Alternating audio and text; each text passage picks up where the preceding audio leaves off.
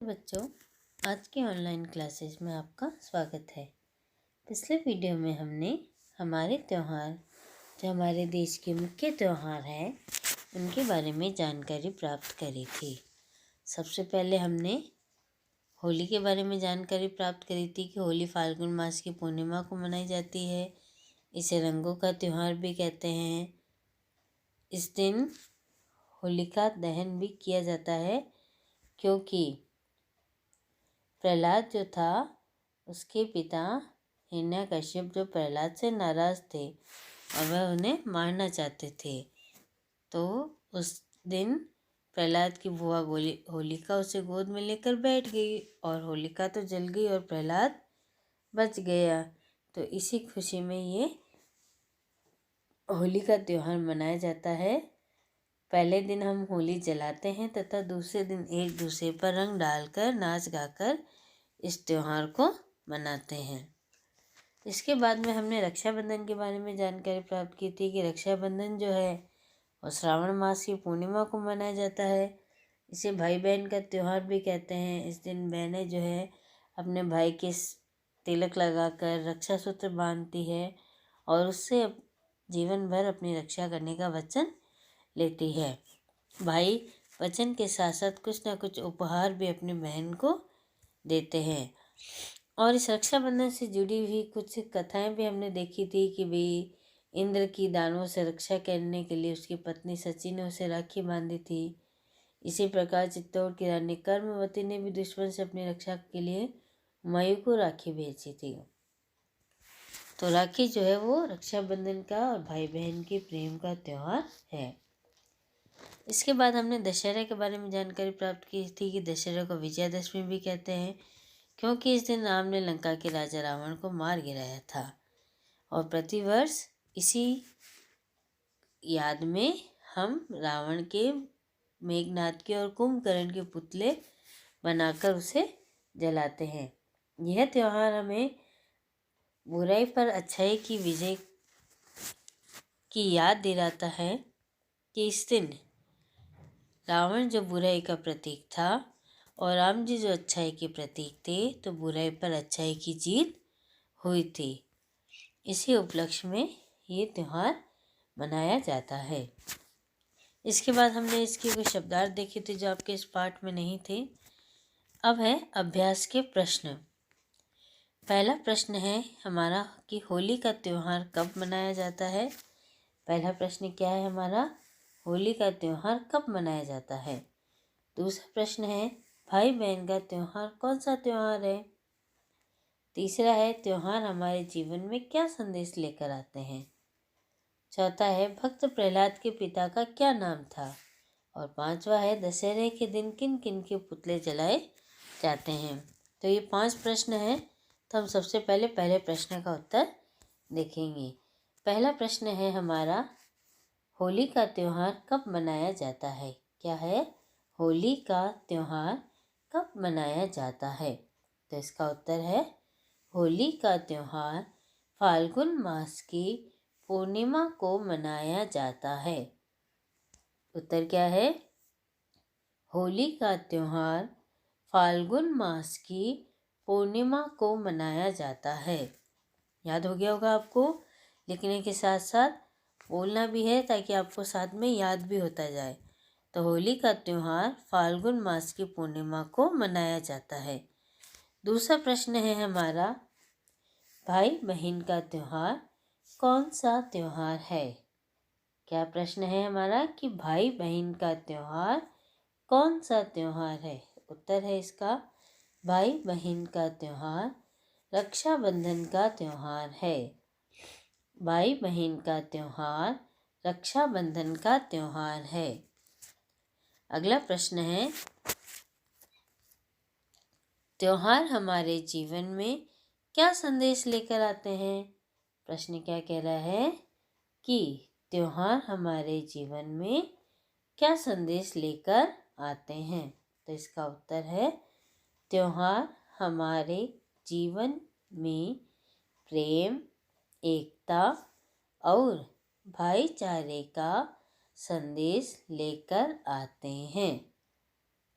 एक बार फिर से उत्तर सुन लेंगे। त्योहार हमारे जीवन में प्रेम, एकता और भाईचारे का संदेश लेकर आते हैं। त्योहार हमारे जीवन में प्रेम, एकता और भाईचारे का संदेश लेकर आते हैं। अगला प्रश्न है, भक्त प्रहलाद के पिता का क्या नाम था?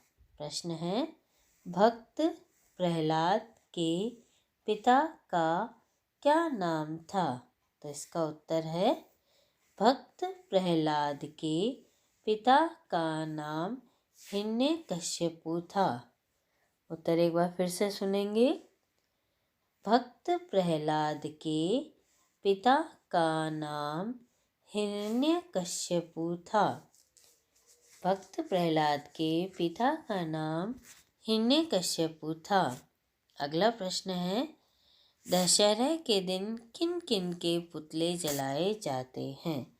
प्रश्न है, दशहरे के दिन किन किन के पुतले जलाए जाते हैं? उत्तर है, दशहरे के दिन रावण, कुंभकर्ण और मेघनाद के पुतले जलाए जाते हैं। उत्तर क्या है? दशहरे के दिन रावण, कुंभकर्ण और मेघनाद के पुतले जलाए जाते हैं। एक बार फिर से सुनेंगे। दशहरे के दिन रावण, कुंभकर्ण और मेघनाद के पुतले जलाए जाते हैं। अब आगे देखेंगे। अगला है हमारा ख, इन्हें और क्या कहते हैं?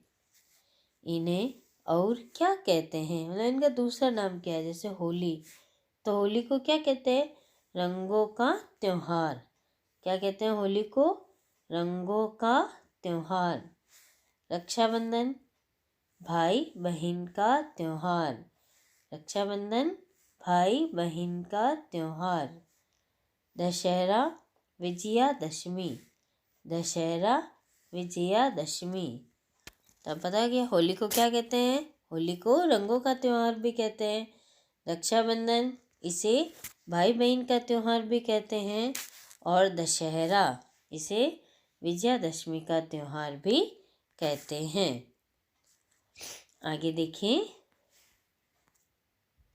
इन तिथियों के सामने उनके त्योहारों के नाम लिखिए।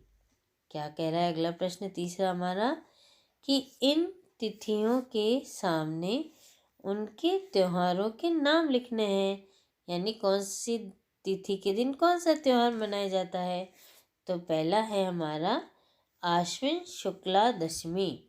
आश्विन शुक्ला दशमी को कौन सा त्योहार मनाते हैं? दशहरा। आश्विन शुक्ला दशमी, दशमी से पता चल जाता है, दशमी से दशहरा, तो आश्विन शुक्ल दशमी को दशहरा। इसके बाद श्रावण पूर्णिमा, तो श्रावण की पूर्णिमा को रक्षाबंधन। श्रावण पूर्णिमा, रक्षाबंधन। फिर है फाल्गुन पूर्णिमा। फाल्गुन पूर्णिमा को होली का त्यौहार मनाया जाता है। फाल्गुन पूर्णिमा को होली का त्यौहार मनाते हैं। तो अश्विन शुक्ला दशमी, दशहरा, श्रावण पूर्णिमा, रक्षाबंधन और फाल्गुन पूर्णिमा को होली का त्यौहार मनाते हैं।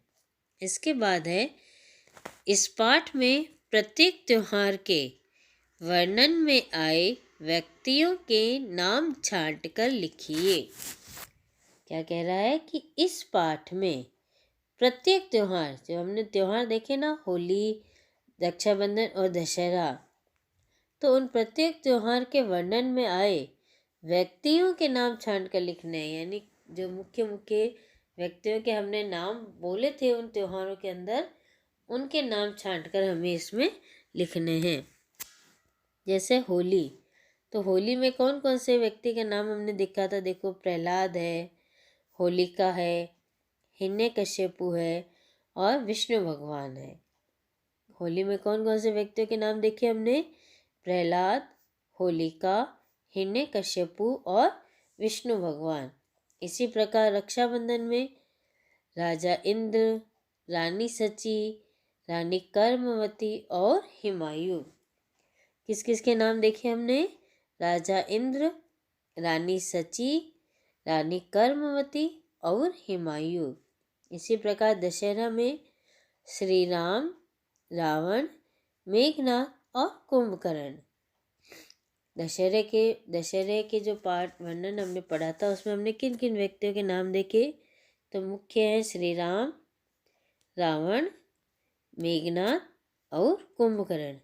तो ये नाम हमको अपनी कॉपी में करने हैं। ये सारे प्रश्न उत्तर आपको सुंदर सुंदर अक्षरों में अपनी कॉपी में करने हैं और साथ ही साथ आपको इनको याद भी करना है। और काम करते वक्त ध्यान रखेंगे, एक प्रश्न करने के बाद आपको एक लाइन छोड़नी है। सारे प्रश्न उत्तर आपको लगातार नहीं करने हैं।